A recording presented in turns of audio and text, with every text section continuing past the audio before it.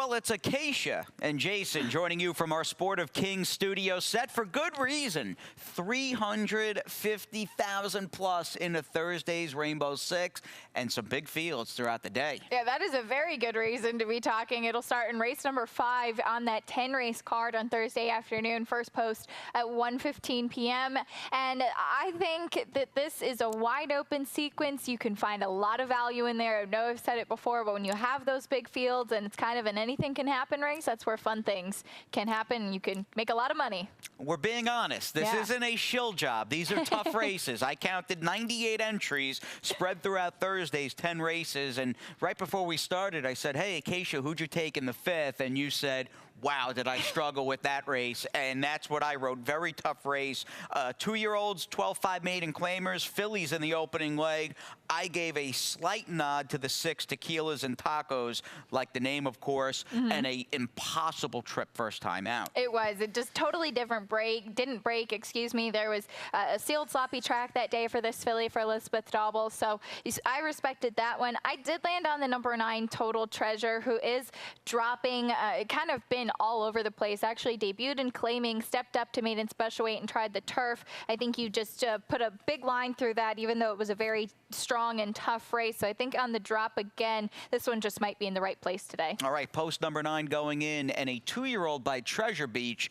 They've done nothing but win. I think he's got 4 2-year-old winners from only a dozen runners so far. We'll see if that horse can make it 5 tomorrow on Thursday here at GP. 6th race on the program, $25,000 filly mare maiden claimers on the turf. I could not ignore the rider change with the 9 Manuscript, who I'm hoping didn't leave her A effort first time out, because clearly they were trying to get the money with her, and she ran well despite not winning. But with Gaffalione riding, I put her on top. But your pick, the 2 Bleeding Heart, is a major player and a must-use as well. I think that those are the big 2, really. I mean, Bleeding Heart just comes out of such a strong race on the turf last time, beaten just a length, and does have Edgar Zayas in the saddle once again. It was 4 next out winners from that race, but Manuscript, even though she's stepping up in her 2nd start, her first race was so game. And as you mentioned, with the presence of Tyler there, she'll probably get some attention, and it looks like they did see some promise from her. All right, on to race number 7 here.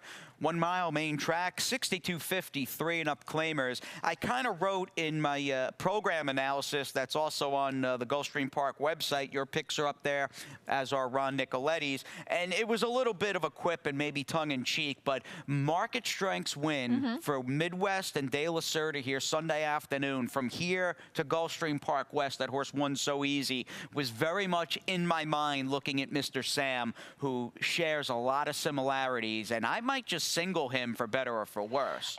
It was in my mind, too, because I tried to pick against market strength because I said I wanted to see one, and it was running so well in the turf, switching to the dirt, and market strength certainly proved me wrong. So I'm not going to guess against Armando De La Cerda. Again, I'm going to go with Mr. Sam. But I do think the other main contender in here is American Czar, who was ultra impressive last time. Now first off the claim for Angel Quiros, but Mr. Sam, the horse to beat if it works again. All right, we'll see. That's a very good move. The drop-down turf to dirt for De La Cerda. He has got that move figured out, and you get that with Mr. Sam on Thursday afternoon. Race number 8 on the program, $25,000 filly mare claimers on the turf. Does Sistine Sister finally get it done here Thursday as the horse to beat? And if she doesn't, do some of the other main contenders draw outside posts? That is exactly what we were kind of thinking looking at this race. Sistine Sister beaten just a nose last time. Ultra game, going down to the wire with Kenitra.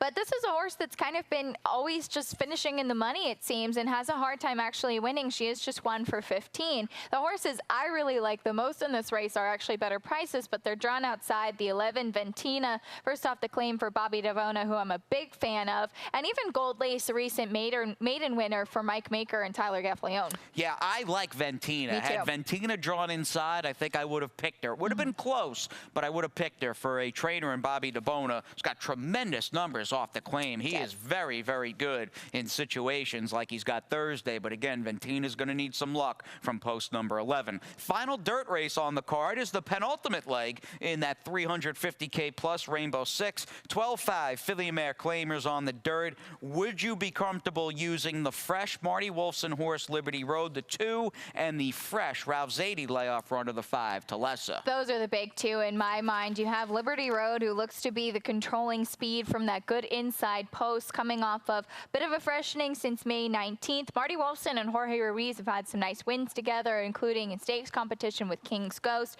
Then you have Talessa, who actually ran well on the slop last time out, now first off the claim for the Zadie barn that's been going very well as well. Yeah, two very high-profile, dangerous trainers with fresh horses, must-uses, and playing that late pick 5 that I gave out on the website and in the track program. They were the only 2 I wanted to use. Race 10 is far more than a 2-horse affair, though. It's a good cash out. And that's the neat thing. I've learned quickly the 16 open claimers and even the $10,000 open claimers come up absolute wars, and the 10th for 10 Gs is no exception.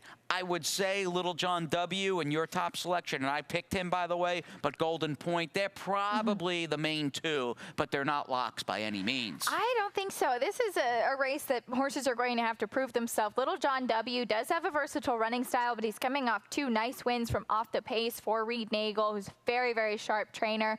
Golden Point also coming off of a win. In terms of buyer speed figures, this horse is the class in here, and I loved him since they added the blinkers. He actually used to wear cheek pieces prior to that, and I think the blinkers just helped him take that next step. But at a price, I am also intrigued by the 7 Parmel Landing, so I would use all of those in here. Yeah, Rizwan would be my sort of mid-price long shot. Not that he'll be an insane price, but he seems like one that maybe will get overlooked a little bit after moving way too soon from post number 11 last time out. A much better draw on Thursday. That's post number 3. A new week, 4 days, and in fact, we've got a lot going on at Gulfstream Park, so everybody should join us. We do. Can't wait to see you here. We'll see you for that big carryover on Thursday. Lots of good stuff coming up through this whole week.